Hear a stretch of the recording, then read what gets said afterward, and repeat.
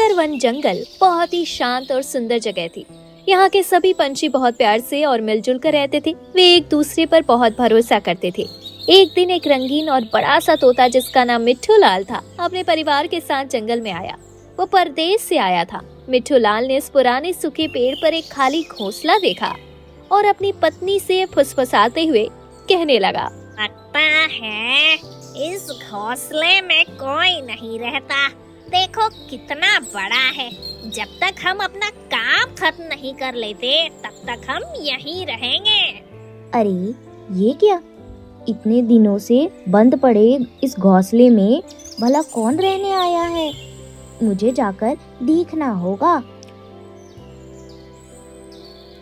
कालूराम घोंसले के दरवाजे के बाहर आया और आवाज लगाई, अरे अंदर कोई है, जरा बाहर तो आओ। कालूराम की आवाज सुनते ही मिट्ठू लाल बाहर आया। जी कहिए भाई साहब, मैं आपकी क्या मदद कर सकता हूँ? अरे नहीं, मुझे मदद नहीं चाहिए। मैं तो बस यहाँ से गुजर रहा था। ये घोंसला कई महीनों से बंद पड़ा था। आप कौन हैं और कहाँ से आए हैं? मेरा नाम मिट्ठू लाल है और मैं और मेरा परिवार परदेश से आया है। हम इस सुंदरवन जंगल में आइसक्रीम की एक नई दुकान लगाने वाले हैं। ये घोंसला खाली देखकर हमने सोचा कि कुछ दिनों के लिए यहीं रह लेते हैं। क्या आपको पता है इस घोंसले का मालिक कौन है? वाह, आइसक्रीम, ये तो बहुत अच्छी बात है।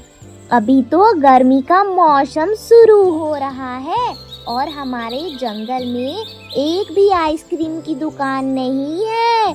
इस घोंसले की चिंता मत करो, ये तो बहुत महीनों से खाली पड़ा है। यहाँ जो भी परिवार रहता था वो बहुत पहले दूसरे जंगल चले गए हैं। आप आराम से रहो। कालूराम बहुत खुश हुआ। उसने मिट्ठू लाल का स्वागत किया। मेरा नाम कालूराम है। मैं इस जंगल में बहुत सालों से रह रहा हूँ। आपको किसी भी चीज की जरूरत हो तो मुझे जरूर याद करना। मेरा घर झरने के पास वाले पेड़ पर है। आपका हमारे जंगल में स्वागत है। बहुत बहुत शुक्रिया कालूराम भाई। सुना तुमने? इस जंगल के पंछी तो बहुत भोले भाले हैं। यहाँ काम करना बहुत आसान होगा। हमें बस थोड़ा सावधान रहना होगा। अगले दिन सुबह मिट्ठू लाल और उसके परिवार ने एक व्यस्त जगह पर अपनी आइसक्रीम की दुकान लगा दी। मीठा मीठा, ताजा ताजा, ठंडी ठंडी आइसक्रीम। देखते ही देखते वहाँ से आने जाने वाले सारे पंछी आइसक्रीम की दुकान पर रुकने लगे। सभी अपने पसंदीदा फ्लेवर की आइसक्रीम खाने लगे। 2-3 दिन तक यही चलता रहा। मिट्ठू लाल की दुकान पर बहुत भीड़ लगने लगी और उसे बहुत मुनाफा भी होने लगा। माँ देखो, आइसक्रीम हमें भी खानी है। हाँ माँ, मुझे भी। जब से ये दुकान आई है हमने एक बार भी नहीं खाई। ठीक है मेरे बच्चों, चलो आज तुम्हें मैं आइसक्रीम खिलाती हूँ। गौरा रानी उन्हें आइसक्रीम खिलाने के लिए दुकान पर ले आई। भैया मुझे 3 मैंगो फ्लेवर की आइसक्रीम दे दो। तीनों ने मजे से आइसक्रीम खाई और घर आ गए। बच्चों चलो अब थोड़ा आराम कर लो।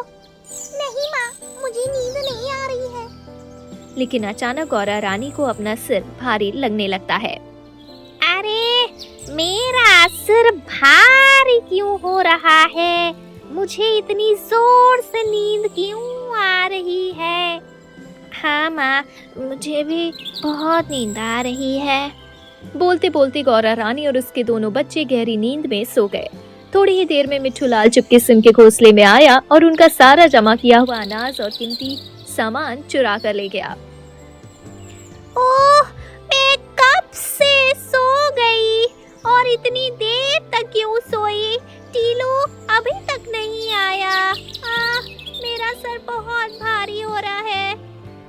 गौरा रानी अपने घोंसले में देखती है। उसका दिल जोर से धड़कने लगता है।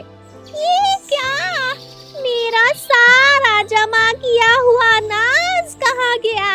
और मेरी सोने की छोटी सी चूड़ी कहाँ गई? चोरी! मेरे घर चोरी हो गई। गौरा रानी रोने लगी। उसे याद आया कि जब वो और बच्चे गहरी नींद में थे तभी यह चोरी हुई होगी। वो बहुत दुखी भी हुई। हे भगवान, मेरे बच्चों का पेट अब कैसे भरेगा? मेरे पास तो कुछ भी नहीं बचा। जब टीलू वापस आया तो गौरा रानी ने उसे सारी बात बताई। टीलू भी बहुत निराश हुआ, पर उसे कुछ समझ नहीं आया कि चोरी कैसे हुई। कौन आया होगा नीलू? हम सब तो अंदर ही थे। हम इतनी गहरी नींद में क्यों थे? ये सिर्फ गौरा रानी के साथ नहीं हुआ। अगले 2-4 दिनों में जंगल के कई और पंछियों के घर भी चोरी हो गई। सभी के घर से सामान गायब हो गया था और सभी पंछी बता रहे थे कि चोरी तब हुई जब वे बहुत गहरी नींद में थे। उड़ी बाबा, मेरे घर से तो मेरी नई घंटी चोरी हो गई। मैं घर में ही था पर मुझे पता नहीं चला। मुझे भी बहुत अजीब लगा। मैं दिन में कभी नहीं सोती, पर कल दोपहर को मुझे इतनी जोर से नींद आई कि मैं 3 घंटे तक सोई रही। उड़ी बाबा।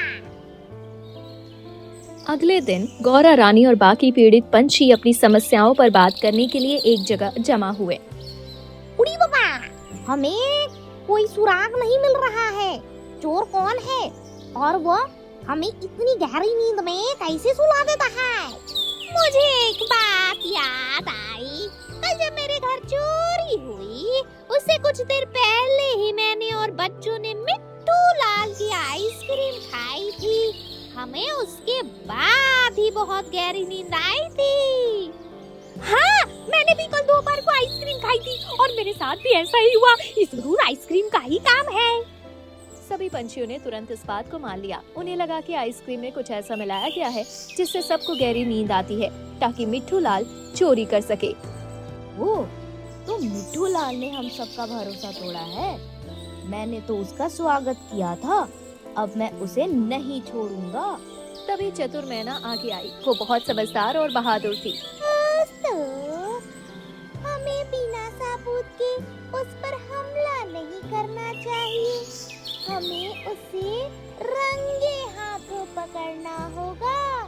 मैं आज उसकी दुकान पर जाऊंगी और उसकी आइसक्रीम खाऊंगी।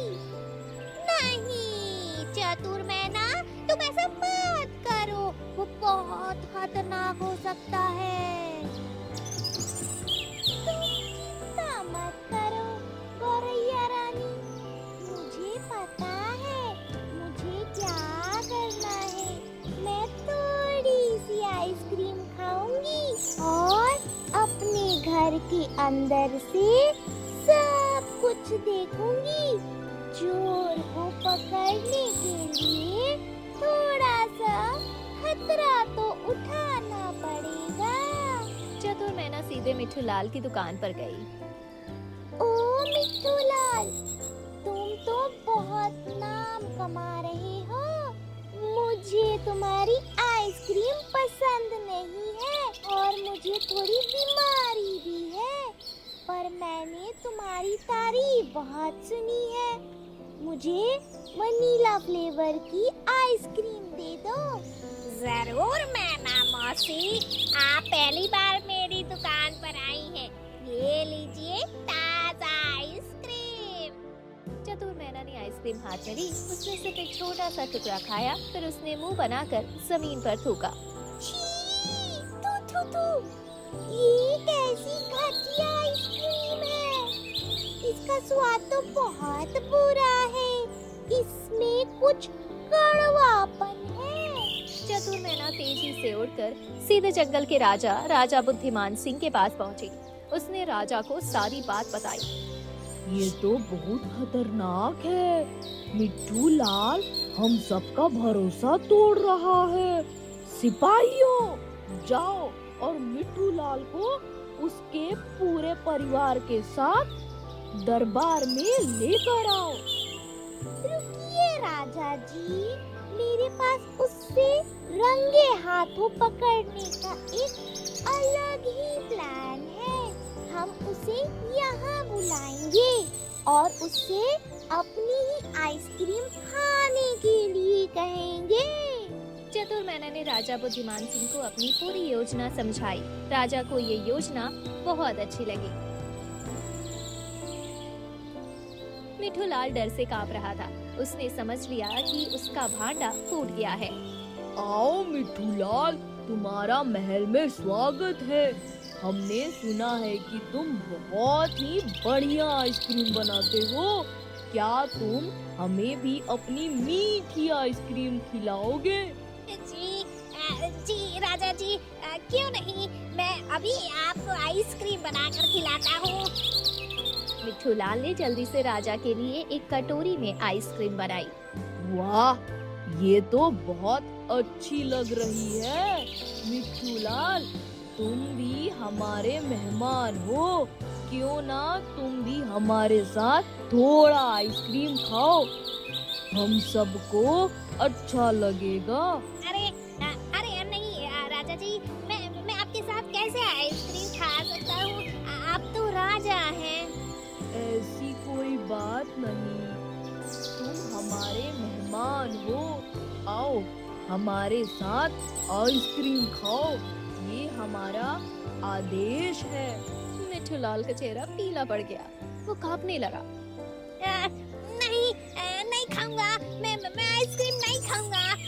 मिठू लाल ने तुरंत वहाँ से भागने की कोशिश की, तभी चतुर मैना ने उसका रास्ता रोक लिया। भागकर कहाँ जाएगा मिट्ठू लाल?